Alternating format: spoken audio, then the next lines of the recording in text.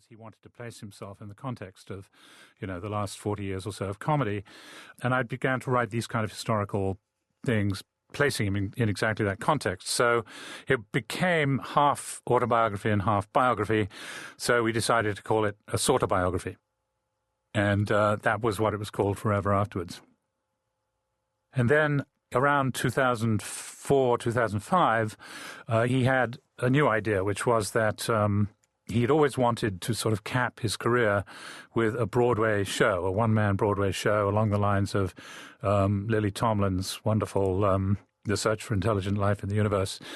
And he'd spoken to me about this also and said that, he might want my help on it.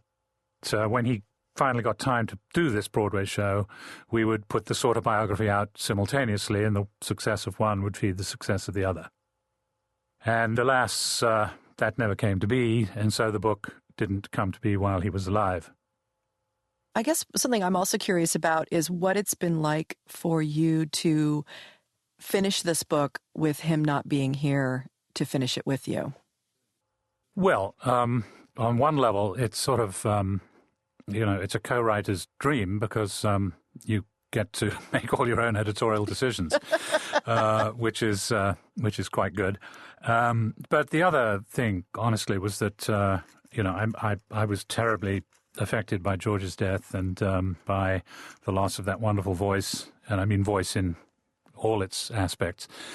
So going back and listening to these often quite wonderful tapes, which were very free form, they were much less interviews than they were just conversations about everything to do with comedy and to do with his approach to it, was just very, very saddening, of course. And the way I summed it up to somebody recently was, I said I wasn't a ghostwriter on this book, I was the writer for a ghost.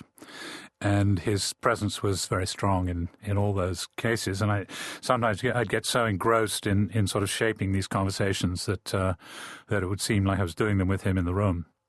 But I think all of that's, helped give it its authenticity, because what I really wanted to do more than anything was to capture that voice and fulfill what I think his purpose was in beginning this book in the first place, which was less to give an account of his life than to give an account of his art and how he got there, and how at every stage that evolved into something always opening further and further into genuine art and genuinely artistic craft.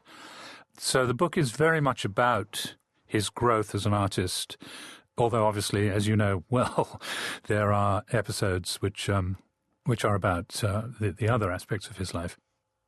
So to the degree that I've fulfilled that aim of his, I would have to say this has really been a labor of love more than anything.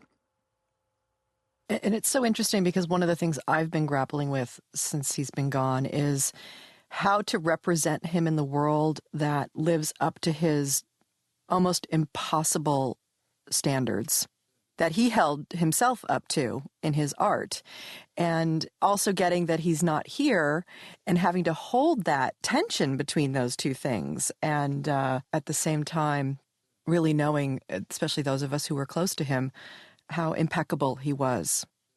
Yes, indeed. The other way I thought of it was, those magnificent pieces of music like Schubert's Unfinished Symphony that other people had to finish.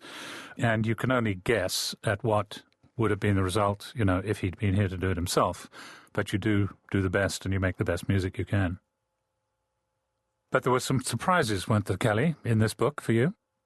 Yeah, it was fascinating. I reading it, of course, there was the narrative that I know about my father's life already and that I've grown up into.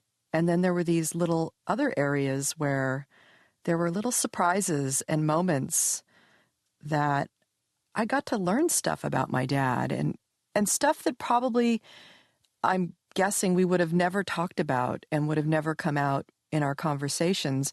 I mean, little things and big things, but I mean, one of which is like even how much influence his brother, my uncle Patrick, had on his life. Right. And reading that chapter and really getting it, like, wow, I didn't get that before, and then my father becomes this more whole, richer human being in my eyes. To keep listening to this audiobook for free, click the link in the description. It will take you to a free Audible trial where you can listen to this and many other books for free for 30 days.